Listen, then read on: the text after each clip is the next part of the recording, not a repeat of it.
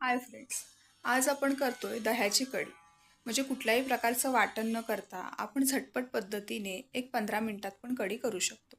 तर त्यासाठी आपण आता साहित्यामध्ये घेतलं मी 1 चमचा बेसन, जिरं मोहरी, एक लाल सुकी मिरची आणि हिरवी मिरची, कढीपत्ता आणि गार्निशिंगसाठी आपण कोथिंबीर घेतली आणि घरी लावलेलं दही.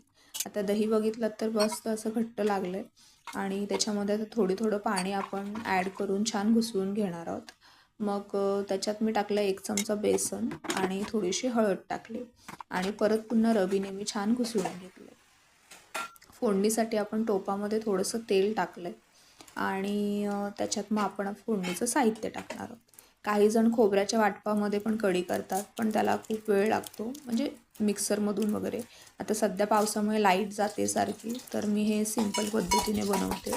तर कढईमध्ये तेल टाकल्यानंतर कढीपत्ता, 4 बारीक चिरलेला लसूण टाकल्यात आणि हिरवी आणि लाल सुकी मिरची कापून बारीक करून टाकते.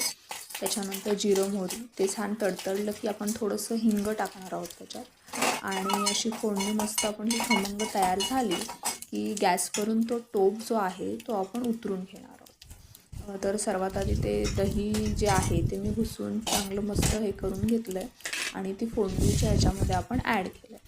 आता हे याच्यासाठी मी खाली उतरवलं आहे कारण दहीचं जे मिश्रण आहे ते फाटू नये किंवा त्याच्यामध्ये हे होऊ नये. आणि मग परत आपण गॅसवर चढवून उकळी आणून द्यायची आहे. गार्निशिंगसाठी वर कोथिंबीर टाकली आहे मी आणि मीठ अजून मी टाकलेलं नाही आहे. तर छान अशी आधी उकळी येऊ द्या. एक थोडीशी हवं तर आपण साखर टाकायची आहे त्याच्यामध्ये आणि छान उकळी आली की त्याच्यामध्ये मग आपण गॅस बंद करून नंतर मग आपण चवीनुसार मीठ टाकणार आहोत. तर अशी मस्तपैकी आपली कढी तयार झालेली आहे. खिचडीसोबत अप्रतिम लागते. चपाती, चवळीची भाजी आणि कढी भात असा हा बेत आहे. दोजींना सिंपल राईस हवा होता म्हणून त्याच्यासाठी पांढरा भात आणि भेंडीची भाजी केली. थँक्यू.